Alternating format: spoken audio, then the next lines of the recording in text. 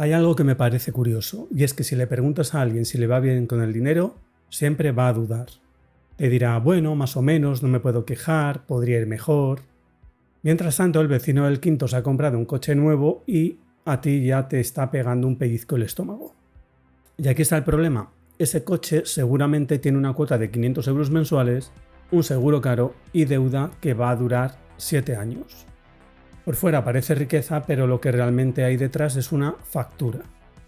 Y es que he pasado más de 10 años analizando riesgos de crédito de empresas y particulares y te puedo decir que el mayor riesgo no son los tipos de interés o la volatilidad del mercado, sino el ego.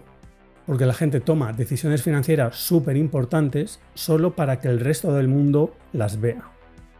Y hoy vamos a hablar justo de lo contrario. Vamos a hablar de los 10 signos reales, los que no se ven desde fuera, pero que demuestran que tu economía está sana y que ya estás ganando el juego sin saberlo. Si quieres saber los 10, quédate hasta el final. Yo creo que el signo número 9 es el más importante porque es el que realmente separa a la gente que acumula riqueza de la gente que únicamente lo aparenta.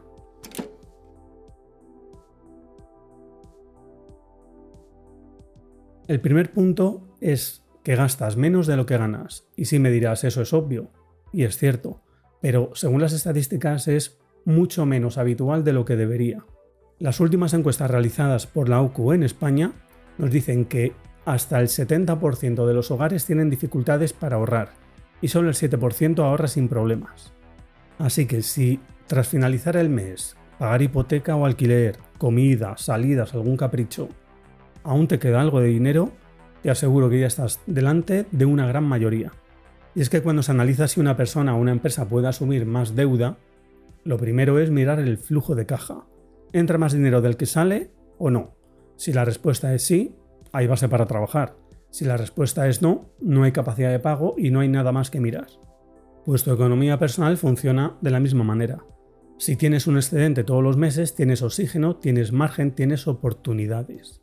El segundo punto también es bastante obvio, y es que no tienes deuda que te drena. Y es que en análisis de riesgos hay básicamente dos deudas. La primera deuda es una deuda que financie un activo, una hipoteca sobre un inmueble con una posible revalorización futura, o un préstamo para montar un negocio, por ejemplo.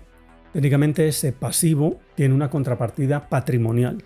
Y la segunda es la deuda que no deja nada atrás. Un préstamo al consumo para un televisor, para pagar unas vacaciones, para pagar una tarjeta de crédito, etc. Eso es pasivo puro sin ningún activo que lo respalde. En términos anglosajones se puede denominar como unsecured consumer debt y hace que los modelos de scoring directamente penalicen muchísimo el perfil de un cliente que tenga este tipo de pasivos. Y es que, como casi todos sabréis, los bancos tienen modelos de scoring para clasificar a los clientes y lo que más penaliza no es solo tener poca renta, es tener muchos productos de crédito rotativo, abiertos simultáneamente. ¿Por qué? Pues porque esto nos dice que el cliente necesita de crédito de manera continua simplemente para mantener su estilo de vida. Y lo cierto es que si no tienes este tipo de cargas, tu perfil de riesgo será mejor que el de mucha gente que cobre mucho más que tú, pero que esté de deudas de este tipo hasta las cejas. El tercer punto es tener un colchón de seguridad. Y es que en riesgos hay un escenario que se llama el escenario de estrés. ¿Qué pasa si todo lo que puede salir mal sale mal a la vez? Se aplica a carteras de inversión, a balances de empresa, a balances de bancos, pero nadie te enseña a aplicarlo en tu propia vida. La cuestión es que te tienes que preguntar que si mañana perdieras todos tus ingresos, ¿cuánto aguantarías sin tomar una mala decisión por pura presión? La respuesta óptima debería de ser al menos 6 meses. Así que si estás entre 3 y 12 meses de gastos guardados en una cuenta que no tocas, tienes algo que la mayoría no puede comprar, que es tiempo. Estos 3 primeros puntos son la base, pero tener la base no es suficiente. La diferencia entre alguien que ahorra y alguien que construye riqueza está en lo siguiente. Vamos a por el cuarto.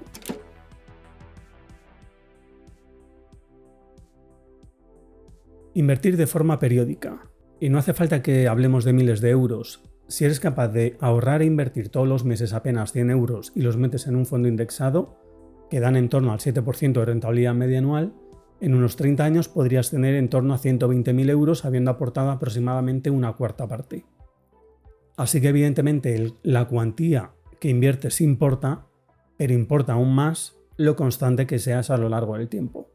En definitiva, si ya tienes configurada una transferencia automática todos los meses para tu broker, ya tienes mentalidad de inversor. Y esto te va a poner muy por delante de la inmensa mayoría de gente. En cualquier caso, el interés compuesto no es la panacea que muchos te intentan vender. Al final de este vídeo dejaré un enlace a un vídeo donde explico la realidad del interés compuesto por si quieres verlo con más detalle. El punto número 5 es distinguir entre poder pagar una cuota y poder permitírtelo. Y es que esta distinción cambia mucho la mentalidad y la situación financiera. Porque mucha gente puede pagar una cuota de un Porsche de 600 euros, pero ¿realmente te puedes permitir un Porsche? Y el hecho de poder permitirse algo no significa únicamente poder pagar algo, sino es poder pagarlo y que ese pago no trastoque tu vida financiera, pudiendo seguir haciendo tu vida con normalidad, pudiendo ahorrar, pudiendo invertir, pudiendo pagar tus deudas y pudiendo vivir medianamente cómodo. El número 6 es valorar tu tiempo en euros. Ya se sabe que se dice que el tiempo es oro. Si dedicas una hora para cruzar la ciudad entera y ahorrarte 3 euros en un depósito de combustible, estás palmando pasta. O si dedicas horas y horas a ver qué suscripción te merece más la pena por ahorrarte al final 1 euro mensual, literalmente estás haciendo el tonto. Y es que hay un momento en tu camino de educación financiera en el que te das cuenta de que el tiempo también tiene un precio. Si cobras 15 euros la hora y tardas una hora en ahorrar 3 euros, pues has perdido 12. El punto número 7 es tener más de una fuente de ingresos. Y es que en gestión de riesgos, uno de los errores más comunes que tienen las empresas es la denominada concentración. Depender demasiado de un solo cliente, depender demasiado de un solo proveedor, depender demasiado de un solo mercado. Porque cuando ese único punto falla, no hay red, no hay alternativa. Pues tu nómina es exactamente eso, concentración máxima. Si el 100% de tus ingresos vienen de una nómina que ni siquiera depende de ti, sino que depende de otra persona, estás en una situación financiera precaria. Si ya tienes una segunda fuente, aunque sean unos euros al mes, lo justo que te da para pagar un café, al menos has salido de la dependencia total y vas por el camino correcto. Y hasta aquí la parte financiera. Los 3 siguientes puntos son los más complicados porque no es una cuestión económica, sino una cuestión de mentalidad.